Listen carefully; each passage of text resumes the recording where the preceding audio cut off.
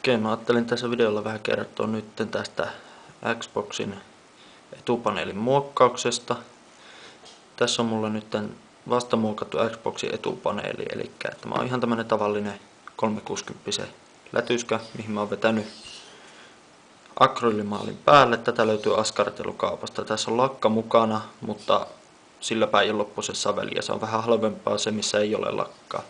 Okei, moni tekee sillä lailla, että vetävät teippiä näiden luukkujen päälle plus näiden pienten yksityiskohtia, kuten virtanapin ja tuon mustan lätyskä, mikä ei tunnu johtavan yhtään mihinkään. Se on vaan ehkä koriste siinä tai jotain.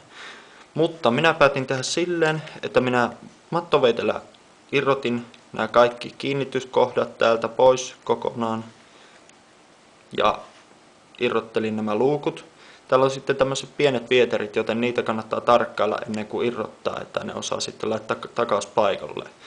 Se oli vähän mutkikasta, mutta se kuitenkin oli paljon parempi homma kuin se teippaus, sillä se antoi paljon enemmän mahdollisuuksia tähän muokkaamiseen, kuten esimerkiksi näiden maalaaminen keltaiseksi ja virtanapin jättäminen normaalin väriseksi. Sillä se virtanappi on tällainen hyvin silleen pinnalta, enkä mä halunnut ruveta hiomaan tätä, jotta tuohon sileeseen pintaan ei ole sitä akryylimaali mahtunut. Siis tarttunut. Ja sitten niin mä vetelin vaan tuollaisella pensselillä. Vähän vettä käytin apuna muutamia kerroksia tätä akryylimaalia punaista tähän pohjaan. Siitä tuli semmoinen mukavan tasainen pinta. Ja sitten nämä loput yksityiskohdat muokkasin pensselillä ja tavallisella piirustustussilla. Se piirustustussi ei kuivu kovin hyvin, mutta kuitenkin silleen, että siinä vaiheessa kun sä et saa sormella sitä pyyhkästyä pois, niin se on tarpeeksi kuivaa ja valmis lakattavaksi. Mä käytin lakkaamisessa tuollaista tavan venelakkaa, mitä löytyy K-raudasta tai mistä tahansa rautakaupasta. Ja siitä sekoitin tärpättiin semmoisen hyvin liukkaan seoksen, että se menisi vaikka ruiskun läpi. Mutta tällä kertaa en käyttänyt ruiskua, vaan tuollaista hyvin paksua öljyväripensseliä. Sillä vaan pyyhkäisin kevyesti kaiken lakan tuohon pintaan. Minulla oli siinä taustavalo käytössä, joten mä huomasin kaikki ne kohdat, mihin tuli se lakka. Yksi kerros lakkaa ja se tuntui riittävän. Tästä tuli tästä pinnasta hyvin tasainen ja mukavan kiiltävä valossa.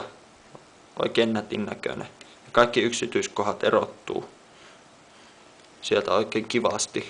Oikein tämmöisiä pirteen värisiä. Tähän meni suurin piirtein semmoinen yksi ilta. Tietenkin lakan kuivumiseen menee 1 päivä. Mutta siinä on kuitenkin sellainen, että 4 tunnissa sen suurin piirtein tulee kosketuskuivaksi, joten sä pystyt nämä osat laittaa paikalleen.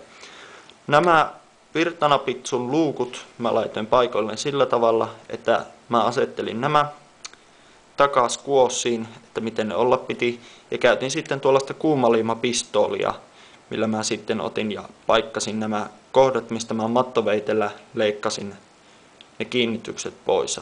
Joten tämä ei nyt lähde mihinkään, tämä pysyy tässä lujasti kuin tauti ja kaikki napit toimii ihan hyvin. Että tämmöistä tänne.